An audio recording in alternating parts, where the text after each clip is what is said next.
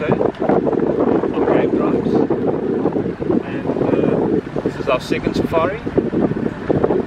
Let's get out there and see what we can find. Good, so as we're setting out on our second safari, we already come across this beautiful Burchell starling again. If you remember on the first episode, we had one sitting right at the top of the tree. This one's a lot closer and the sun is just at the right angle to produce that beautiful iridescent color that I referred to yesterday. Iridescence is very interesting. It's actually a refraction of light through the honeycomb structure that feathers are made from keratin. So light that enters the one side of the spectrum is refracted or bent in such a manner that when it exits the other side, you get that beautiful iridescent blue color. So on an overcast day, or when the sun is not as bright, if this bird is in the shadow, it would just appear dark blue, not as multicolored or iridescent as you can see it there. So the first animal, very exciting. You'll recall yesterday I mentioned that giraffe for me are one of the iconic species of the African savanna, and definitely added to that list has got to be zebra. It doesn't no photograph or picture of the African savanna or the plains is complete without the zebra in the shot. They're certainly very, very beautiful animals in their own right.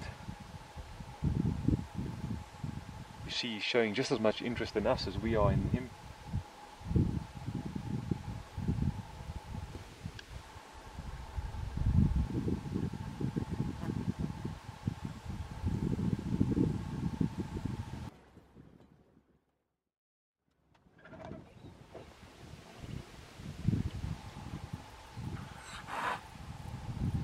Good day to you too. I can also see a foal just behind the bush to the left of those two individuals there. Again, let's reposition so we can see if we get a shot of the foal there. Very beautiful.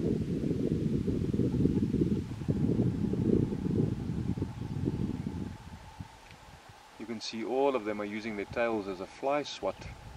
Very handy appendage to have.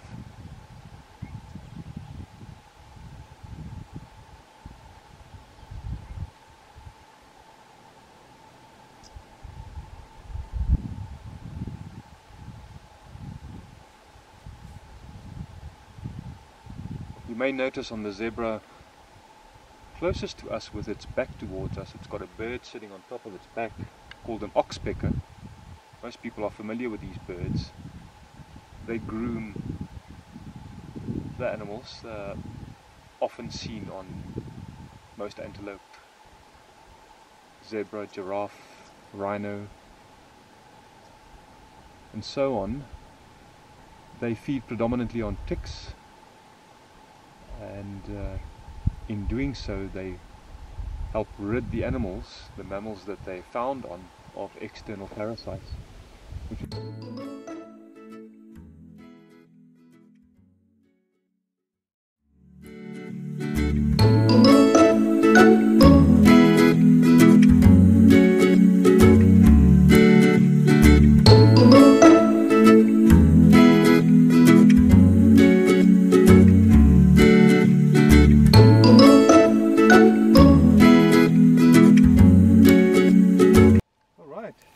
So we have found some really fresh elephant tracks.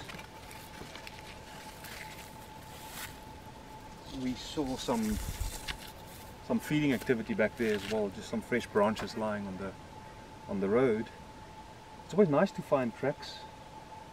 Tracks offer us a really good indication as to what's been moving around, what's going on, what they're doing, how fresh it is.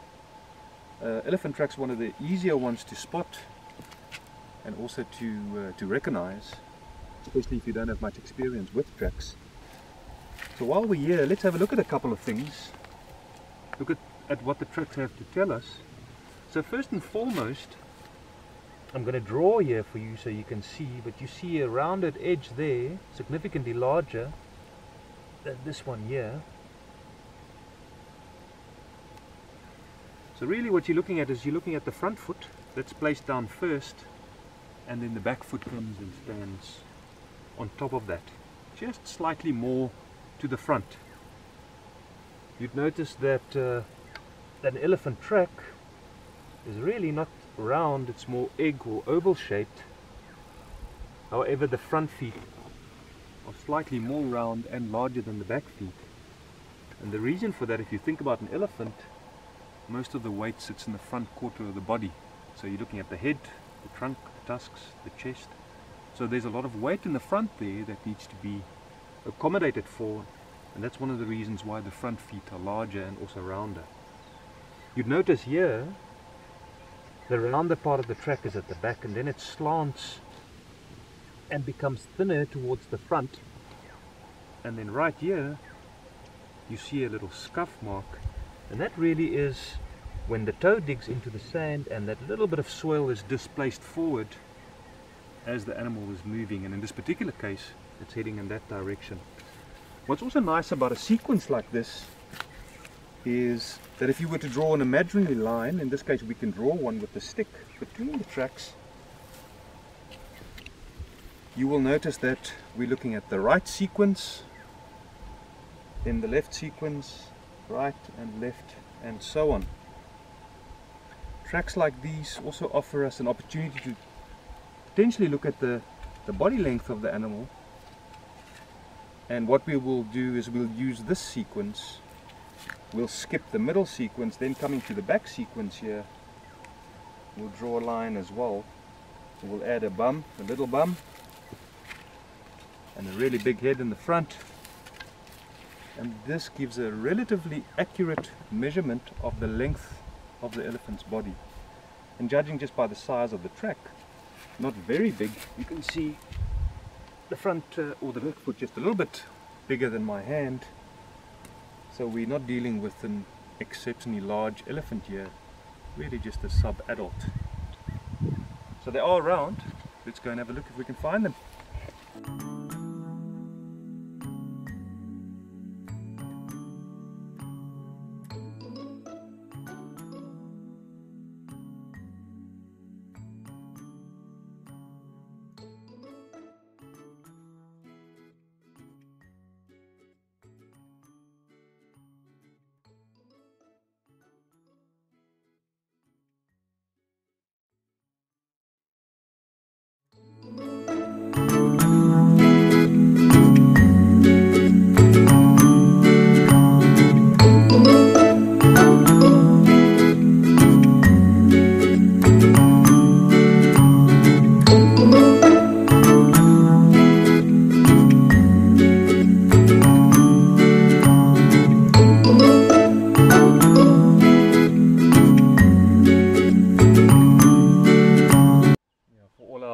Keen bird watchers out there, we've just stumbled onto this beautiful ground scraper thrush. Beautiful little fluty song, always perched very prominent on top of high trees like that, and it's definitely a major tick, and the avid bird watchers out there would know what I mean when I talk about a tick or a major tick. This is most certainly not a common bird, very localized in specific areas, and we are lucky enough to see them here on a regular basis.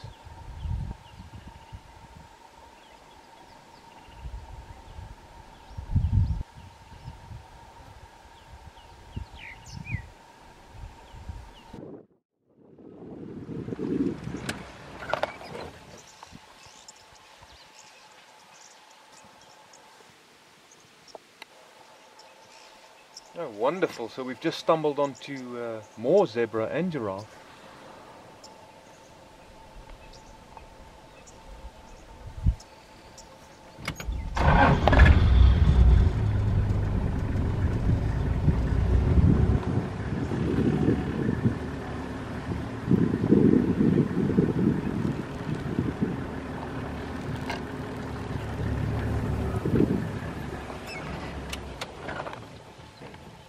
And that just completes the picture. Giraffe and zebra on the plain. How beautiful is that?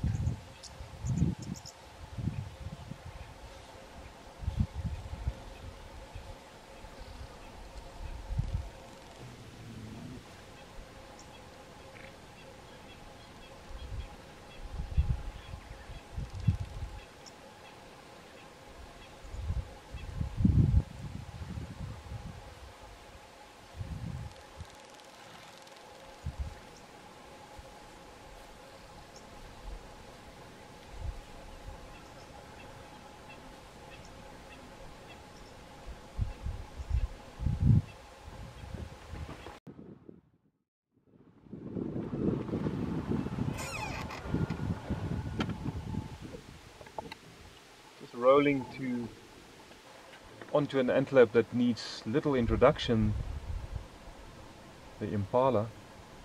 It's probably one of the most reliable antelope in the African bush, because if there's nothing else to look at, there's at least always an impala. They're actually exceptionally beautiful and often overlooked because there's so many and they're seen so frequently. They have incredible agility, which they obviously use to get away from predators such as leopard predominantly and wild dog. And something interesting is that there's jumps and leaps that have been recorded up to 10 meters long and 3 meters high, which is incredible for a mid-sized antelope. So we're starting to head back to camp. We're going to conclude our second game drive. We saw many beautiful things this afternoon, as you would have noticed on the video. And for all of those of you who were wondering, who's the person behind the camera? Well, I'm not the only one who can take credit for this. So let's have a look.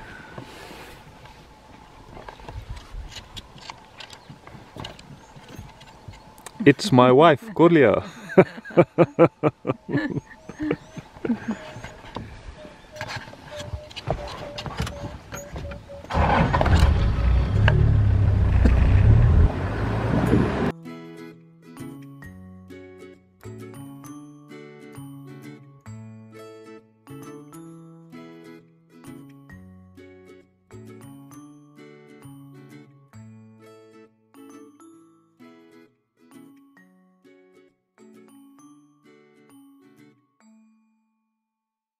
The final home stretch now. You can see the sun is busy setting. It's going to be another beautiful African sunset. Hope you've enjoyed it.